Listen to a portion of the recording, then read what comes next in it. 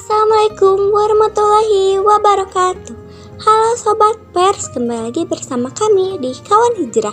Kali ini kami akan menceritakan sebuah kisah yang cukup menarik tentang Al-Khwarizmi, sang Bapak Al-Jabar. Pada sekitar tahun 780 Masehi, lahirlah seorang anak yang kelak akan mengubah dunia ilmu pengetahuan. Namanya adalah Muhammad ibn Musa Al-Khwarizmi. Ia lahir di wilayah Khwarizm, sebuah daerah yang sekarang berada di negara Uzbekistan. Sejak kecil, Al-Khwarizmi dikenal sebagai anak yang sangat suka belajar. Ia penasaran terhadap banyak hal, terutama tentang angka, perhitungan, dan ilmu pengetahuan. Rasa ingin tahunya sangat besar.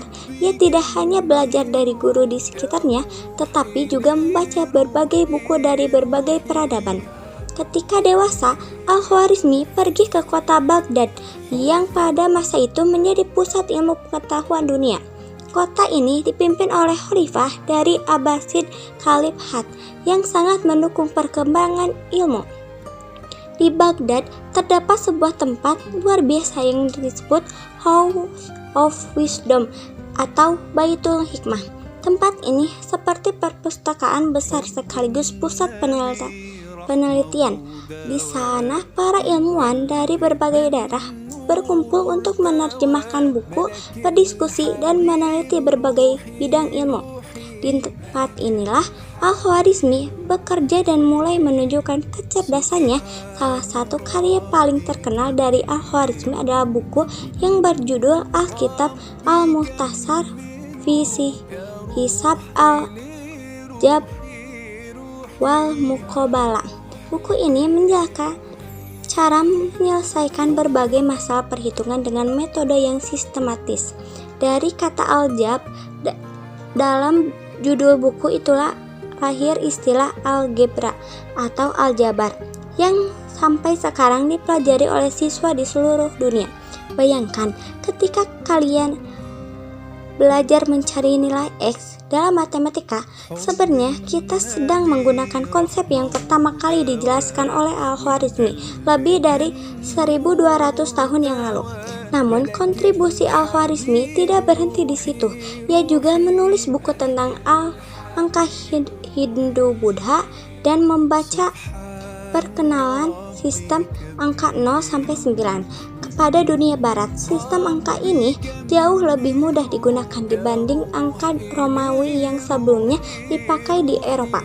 Bahkan kata algoritma yang sering kita dengar dalam dunia komputer saat ini sebenarnya berasal dari nama Al-Khwarizmi. Nama beliau diubah menjadi algoritmi dalam bahasa Latin.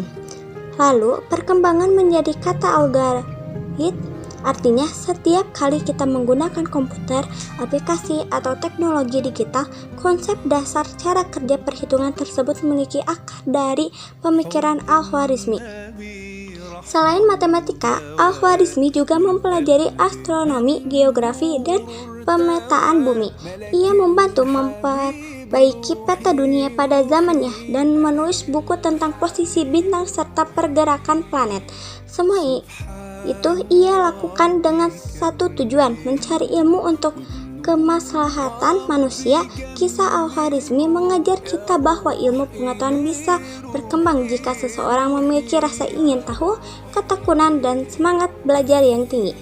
Ia tidak hidup di zaman teknologi modern, tidak memiliki kalkulator atau komputer, tapi dengan ketekunan dan kecerdasannya, ia mampu menciptakan konsep yang digunakan oleh dunia hingga sekarang.